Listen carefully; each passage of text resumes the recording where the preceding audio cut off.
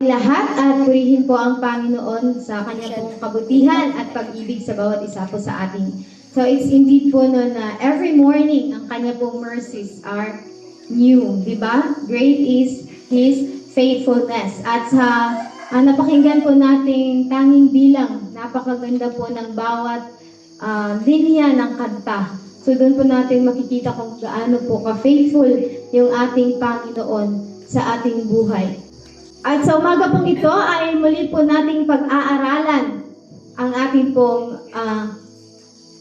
tema. Yung ating pag-aaral ngayon ay nakasentro pa din po sa ating tema, which is ang kapayapaan. So alam niyo po ba na ang salitang kapayapaan ay sa Biblia ay nagmula po ito sa salitang Hebreo na shalom at sa Griego naman po na eirene. Ang ibig sabihin po nito ay higit pa sa katahimikan. Ito ay kabuuang kapayapaan, katiwasayan ng puso, at pagkakasundo sa Panginoon. Kaya makikita po natin dito na kahit gaano man po ang isang tao na magsikap sa kanyang sariling kaparaanan para makamtan yung kapayapaan, ay hindi po niya ito masusumpungan dito sa mundo. Maaaring ang isang tao ay puntahan man niya bawat sulok ng mundo sa paghahanap ng kapayapaan o gamitin man niya, gastusin man niya lahat ng meron siya. Pero kung wala po yung presensya ng Panginoon sa kanyang buhay, kahit makamtan man po niya yung gano'ng kalaking achievements na maibigay ng mundo, kung wala po yung presensya ng Panginoon sa ating mga puso, ay hindi po natin makakamtan ang pangako na kapayapaan na sa Panginoon lang po natin makamtan. So sa umaga po ito, ang pamagat po ng ating devotional ay ito po ay patungkol sa the purpose of prayer in finding peace. So nakasentro po ito sa layunin ng panalangin sa paghahanap po natin ng kapayapaan. So sabi po sa John 14:27, "Peace I leave with you, my peace I give to you, not as the world gives do I give to you. Let not your heart be troubled, neither let it be afraid." So alam po natin, bago po pumunta ang ating Panginoong Hesus sa langit, ay iniwan niya po sa atin yung kanyang kapayapaan. So ito yung kapayapaan na hindi po hindi po kaya maibigay dito sa mundo. Bakit? Yung kapayapaan po na kayang mai-offer ng mundo, alam po natin na pansamantala lamang. So ito po yung kapayapaan na nakabase lamang po sa circumstances. So, madalas magkakaroon lamang tayo ng kapayapaan kapag may pera tayo, or magkaroon lamang tayo ng kapayapaan kapag yung paligid natin ay hindi tayo nakaranas ng problema. Pero kapag dadating po sa ating buhay yung pagsubok, doon na po mawawala yung ating peace. Pero ito po yung kabaliktaran na ipinangakong kapayapaan po ng ating Panginoon, na kahit wala man po tayong kayamanan dito sa mundo, kapag yung presensya po ng Panginoon ang siyang nanahan sa ating mga puso, ay kahit anuman po yung pagsubok na dumaan sa ating buhay, ay hindi po natin kailangang magulumihanan o hindi po natin kailangang matakot. So sabi po dito, prayer connects us with the source of peace. So sa pamamagitan po ng panalangin, tayo po ay makakakonekta sa pinanggalingan ng kapayapaan. So alam po natin doon ang sinasabi doon sa Ephesians 2 verse 14 na Jesus Himself is our peace. At kung wala po siya, ay mananatili pong restless ang ating mga puso. So ang isa din po, ito po yung prayer po, ito po yung appointed way ng Panginoon para tayo po ay makapag-connect sa Kanya, para magkaroon po tayo ng communication sa Kanya, at sa ganun matanggap po natin yung Kanyang presensya at ang Kanyang mga biyaya.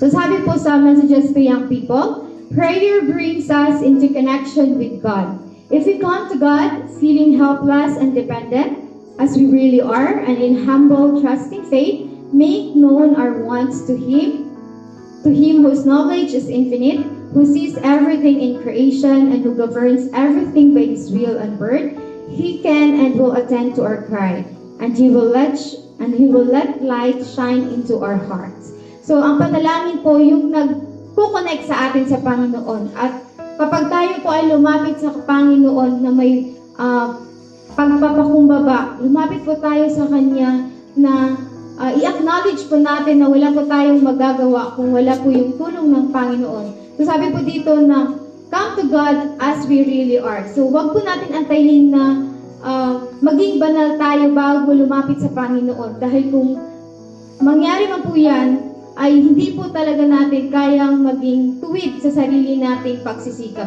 Palaging ang tulong po ng Panginoon ang siyang kaagapay natin para maging posible po ang lahat. Sabi nga po nila, if the will of God cooperates with the will of God, it becomes omnipotent. So, sabi po dito na sa pamamagitan po ng pananampalatayang may pagtitiwala, ipaalam po natin sa Panginoon ang ating mga pangangailangan dahil siya po ay faithful na dinggin tayo sa ating mga panalangin. Alam po ng Panginoon from the very beginning kung ano po yung ating mga pangangailangan.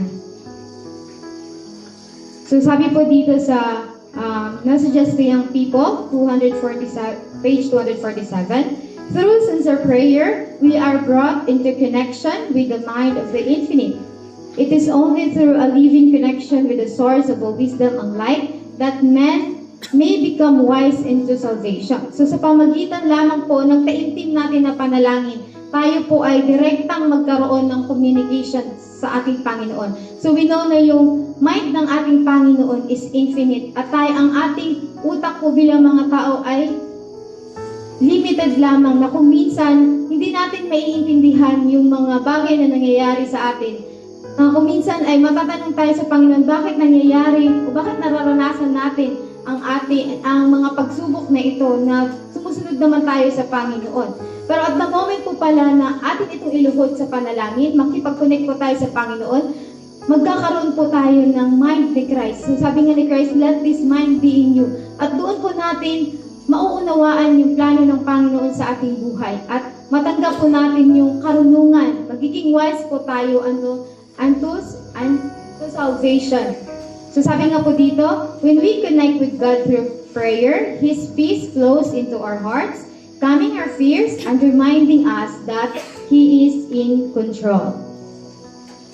So sabi po sa Messages to Young People pa din, 249, prayer brings the heart into immediate contact with the wellspring of life and strengthens the sinew and muscle of the religious experience. So, paulit-ulit po, no, there's no other way para tayo po ay makipag-communicate sa ating Panginoon. So, sabi nga doon na God is speaking to us through His Word. So, sa tuwing tayo ay nagbabasa ng Kanyang mga salita, ang Panginoon ay kinakausap tayo. At we respond to Him sa pamamagitan po ng panalangin. At sa pamamagitan ng panalangin na yun, ito po yung nagbibigay ng kalakasan sa ating pananampalataya. So kagaya po ng ating physical na katawan, di ba, para mapanatili nating malusog ang ating katawan, ay kinakailangan nating magkaroon ng ehersisyo. So ganun din po yung religious experience natin. Kailangan natin i-exercise yung relasyon natin sa Panginoon. Para kung kahit ano pong mga pagsubok na ating dadanasin, ay alam po natin na meron po tayong masasandalan. Next po, prayer brings peace amid trials. So, ang panalangin po ay nagdadala ng kapayapaan sa atin kahit sa gitna man po ng pagsubok. So, hindi po ibig sabihin na kaagad mawawala yung problema sa tuwing tayo po ay mananalangin. Pero, magkakaroon po ng comfort sa ating mga puso. Magbabago kumbaga yung puso natin na dati ay balisa, natatakot tayo sa ano man yung mangyayari. Pero kapag isinabit natin sa ating Panginoon, magkaroon tayo ng paniniwala, pagtitiwala sa Kanya, ay matatanggap po natin yung comfort. So, di ba, remember po sa story natin kagabi, kahit gano'n po kalakas yung alon, ang ating pong Panginoon ay at peace pa din po siya dahil alam niya na konektado siya sa kanyang Ama. So, sa story din po ni Hannah, yung mama ni Samuel, di ba, she cried bitterly sa temple na hiningi talaga niya sa Panginoon dahil nga wala siyang anak. Pero sinabi po doon na after niya nanalangin ay na-comfort siya.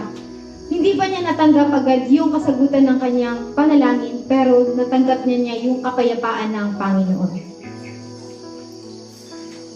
So sabi po sa Philippians 4 verse 6 to 7, be anxious for nothing, but in everything by prayer and supplication with thanksgiving, let your request be known to God, and the peace of God which passes all understanding will guard your heart and minds through Jesus Christ. So ito pong verse na to ay paulit-ulit po nating naririnig sa buong camp meeting dahil ito po yung nais ng Panginoon na maikintal po sa ating puso't isipan yung kanyang pangako. Na sa hilip po na tayo ay mag-alala, atin pong dalhin sa panalangin ang lahat at yung pangako po ng Panginoon na kapayapaan ay yun po yung mag-iingat sa atin. So, alam niyo po ba na itong Philippians ay sinulat po ito ni Paul habang siya po ay nakakulong. Pero makita natin na meron siyang kapayapaan dahil natutunan po niya na ipasa Diyos ang lahat ng alalahanin sa pamamagitan po ng pananalangin. So, sabi po sa John 16:33, "These things I have spoken unto you, that in me ye might have peace. In the world ye shall have tribulation, but be of good cheer, I have overcome the world." So sinabi po ng Panginoon na nasa Kanya ang kapayapaan. Diba? Binigay na po yung kapayapaan sa atin. Bagamat sa sanlibutan po ay makakaranas tayo ng kapighatian, makakaranas tayo ng pagsubok kahit pa malapit tayo sa Panginoon, hindi po tayo exempted sa mga pagsubok.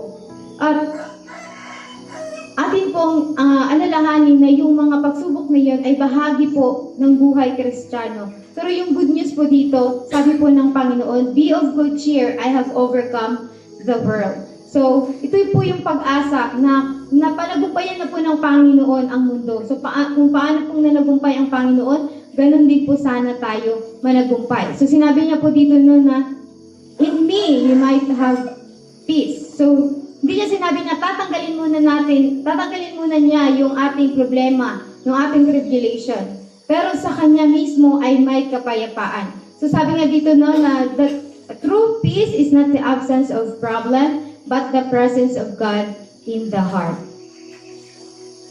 So, sa Desire of Ages po, page 331, "Those who take Christ at His word and surrender their souls to His keeping, their lives to His ordering, will find peace and quietude. Nothing in the world can make them sad when Jesus makes them glad by His presence. In perfect acquiescence, there is perfect rest. The Lord says, Thou wilt keep him in perfect peace, whose mind is stayed on Thee." So sinabi po dito na yung mga may pagtitiwala po kay Kristo ng lubos at isinusuko po yung kanilang buhay ay makakaranas po ng tunay na kapayapaan at kapahingahan. So, wala pong anuman dito sa sanlibutan. Napakaganda po ng passage dito na nasabi, "Nothing of the world can make them sad when Jesus makes them glad by His presence." Wala pong anuman sa sanlibutan ang magpapalungkot sa atin kapag yung presensya ng Panginoon ang nagbibigay sa atin ng kagalakan. So, yung pangako po ng Panginoon dito sa Isaiah 26 verse 3, na iingatan niya tayo in perfect peace kapag po manatili po tayong konektado sa ating Panginoon. Kahit anong po yung problema na meron tayo, may assurance tayo na hindi tayo nag-iisa. So sabi nga dito na no storm too strong when Christ is in the boat of our lives. Prayer lifts our burdens and strengthens our faith. So sa pamagitan po ng pananalangin ay atin pong maalis yung ating mga burdens at mapapalakas po yung ating mga pananampalataya. Sabi po dito sa Psalms 55 verse 22, "Cast thy burden upon the Lord, and He shall sustain thee. He shall never suffer the righteous to be moved." So wag po natin, sinabi po ng Panginoon sa atin na, "Cast thy burden upon me." Wag po natin akuin mag-isa yung mga pagsubok, yung bigat na problema sa ating buhay. Ibigay po natin sa ating Panginoon ang pasanin na ito. Sabi nga sa kanta, "What needless pain we bear."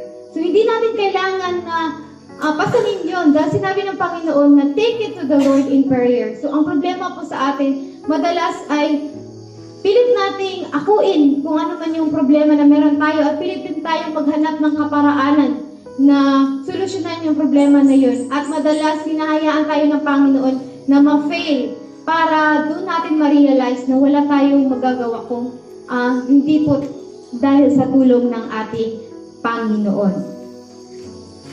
So sabi po sa Matthew 11:28, "Come unto me, all ye labor and are heavy laden, and I will give you rest." So inaanyayahan po tayo ng Panginoon na lumapit po tayo sa Kanya.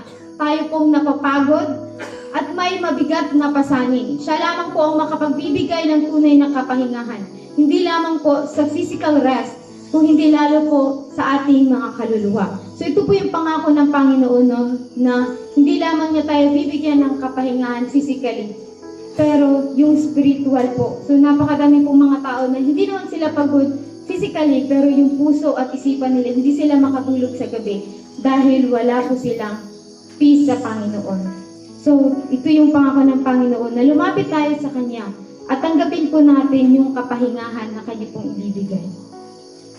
Sabi po sa Desire of Ages, page 329, paragraph 1, "Come unto me" is His invitation. Whatever your anxieties and trials, spread out your case before the Lord. Your spirit will be braced for endurance. The way will be open for you to disentangle yourself from embarrassment and difficulty. The weaker and more helpless you know yourself to be, the stronger will become in His strength. The heavier your burdens, the more blessed the rest in casting them upon the burden bearer. The rest that Christ offers depends upon conditions, but these conditions are plainly specified. They are those with which all can comply. He tells us just how is rest to be found. So sinabi po ng Panginoon sa atin na lumapit po tayo. Kahit gaano po yung kabigat yung problema, kahit gaano po tayo kapagod, pwede po natin ibigay sa Kanya lahat. I-surrender po natin sa Kanya yung ating mga worries sa future. Yung, di ba, madalas po tayo ay nag-worry kung ano po yung past at nagkakaroon po tayo ng anxiety sa future. Pero sabi po ng Panginoon na hindi po dapat tayo matakot in the future dahil ang Panginoon po, andun na po yung Panginoon sa unahan at meron na po siyang way para atin pong malutasan yung ating problema. Siya po ay magbibigay sa atin ng kalakasan upang mapagtagumpayan at bibigyan po tayo ng kapahingahan na hindi po natin makukuha kailanman. Pero kagaya nga po ng sinabi na lahat po ng pangako ng Panginoon are alike conditionals. So ito po ay may kondisyon. So una po dapat magtiwala tayo sa Kanya, magpasakop tayo sa Kanyang kalooban at ibigay po natin sa Kanya yung ating will. At nang sa ganun po ay atin pong mai-comply at maranasan po natin yung kapahingahan na nagmumula po sa ating Panginoon. So sabi po dito sa Desire of Ages 330, "Worry is blind and cannot discern the future, but Jesus sees the end from the beginning. In every difficulty, He has a way prepared to bring relief."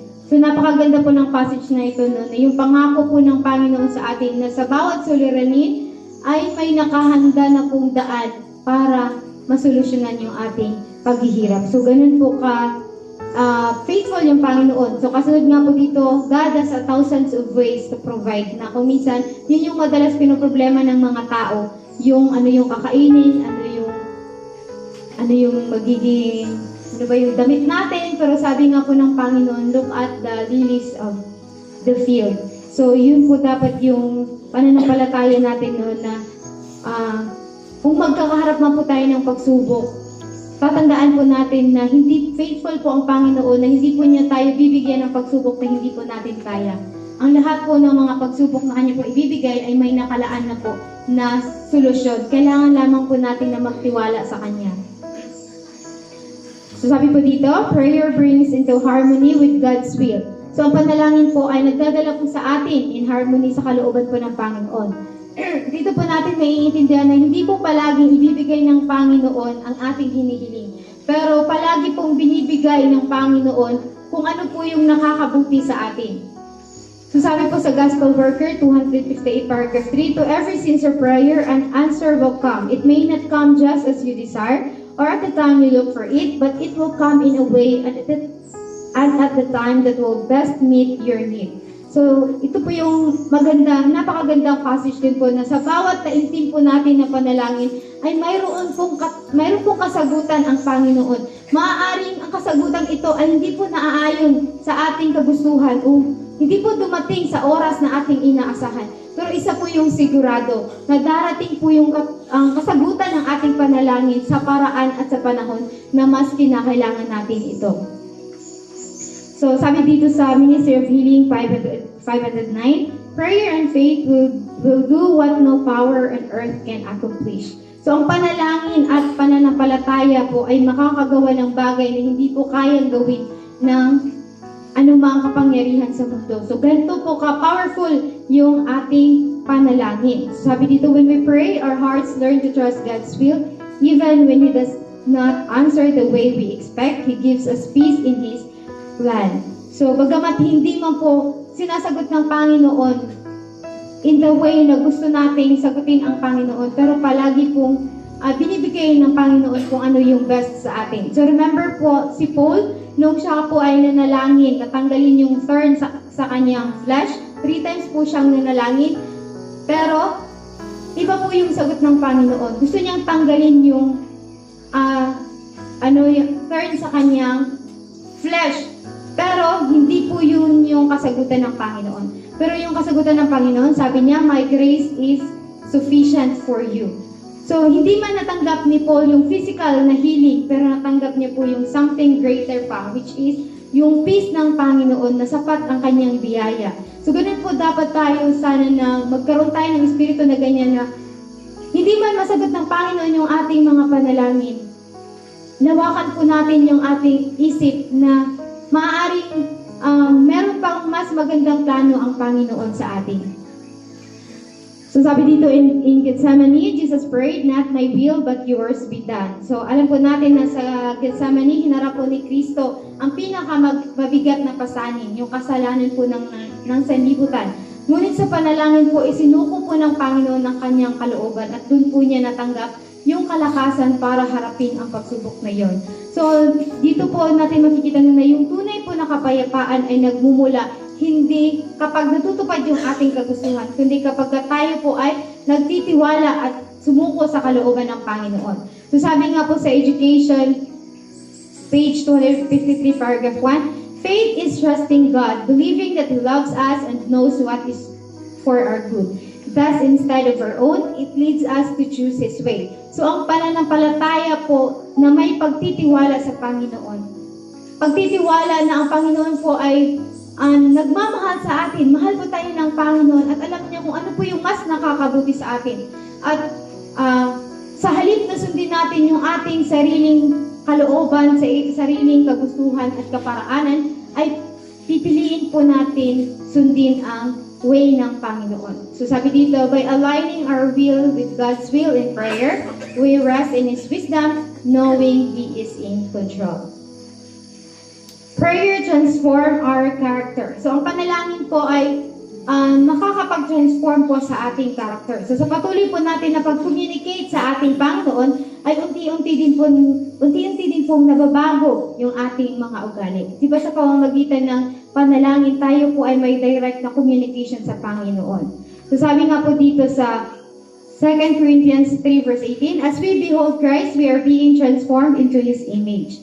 So sa pananalangin po, hindi lamang sa ating panalangin ay humihingi lang tayo ng mga bagay na makakabuti sa atin. Ngunit yung pinakadakilang layunin pala ng panalangin ay magkaroon po ng pagbabago sa ating mga ugali. So dito po sa panalangin, unti-unti pong hinuhubog ng Panginoon ang ating puso. So di ba by beholding Christ, we become changed. So kung sino po yung palagi nating kasama, yun po yung magiging karakter natin. So kung patuloy natin titigan yung ating Panginoon, ay unti-unti din pong ma-reflect sa atin yung karakter ng Panginoon. So di ba, kung wala tayong patience, kung manalangin tayo ng Panginoon, bigyan niyo po ako ng patience, kaya madali lang po ako magalit. So, unti-unti po tayo magkakaroon ng pagbabago sa ating mga ugali. Bibigyan niya po tayo ng hope sa tuwing tayo po ay naghihina. So, ito po yung dahilan, di ba si Jesus, He is, anak po siya ng ating Ama sa langit, pero nakita niya po yung necessity sa panalangin. Kaya po, yung panalangin niya ay whole night po siya na nananalangin sa kanyang ama dahil alam niya na doon po nanggaling ang kanyang kalakasan. So, tayo po dapat na mga makasalanan, atin din po nawang maramdaman kung gaano po kahalaga na magkaroon po tayo ng vital connection sa Panginoon moment by moment. So, sabi po dito, prayer is the breath of the soul. It is the secret of spiritual power. A prayerful person changes. He becomes more patient, more forgiving, more at peace through earnest, heartfelt prayer. The Spirit of God works upon the mind and heart, shaping the character to reflect the likeness of Christ. So, ang panalangin po, ay ito po yung lifeline natin. Ito po dapat yung hininga natin. So, ito po yung sekreto na magkaroon po tayo ng spiritual na kapangyarihan. So, sabi nga po dito na kapag tayo ay prayerful, ay mababago po. Kung dati po impatience tayo, magkaroon po tayo ng more patience. Kung wala po tayong pagpapatawad sa ating kapwa, ay unti-unti pong pinapalambot ng Panginoon ang ating mga puso at magkaroon po tayo ng peace sa Kanya. So, through earnest, heartfelt prayer, sa pamagitan po ng taos-puso nating panalangin, mag-work po ang Espiritu ng Panginoon sa ating isipan at puso. At nang sa gayon po ay unti-unti po niyang huhubugin yung ating pagkatao na maging katulad niya. So, kapag ito po yung maganda, di ba, kapag meron po tayong communication sa Panginoon, palagi po nating maririnig yung kanyang still small voice na magpapaalala sa atin na tuwing tayo po ay lumalagpas na, palagi pong mayroong magsasaway sa atin. So, ganun po kahalaga na magkaroon po tayo ng vital connection sa Panginoon. So, sa umaga pong ito, atin pong pinag-aralan kung gaano po kahalaga ang panalangin. Ito po yung paraan upang makalapit tayo sa Panginoon at makaranas ng kanyang kapayapaan. So, sa pamagitan po ng panalangin, atin pong na-unburden na natatanggal yung ating mga burden sa ating mga buhay, napapalakas ng ating pananampalataya at natuto po tayong magtiwala sa Kanya sa bawat sitwasyon. At kaya yung panalangin po, hindi po dapat natin maramdaman na ito po ay obligasyon lamang. Dapat ito po yung magiging kagalakan natin. Sa oras po na magkipag-communicate tayo sa Panginoon, ito po dapat yung pinaka-sweetest time sa ating araw dahil kinakausap po natin yung ating Ama na mas nagmamahal sa atin. Muli po, magandang umaga sa ating lahat at pagpalain po tayong lahat.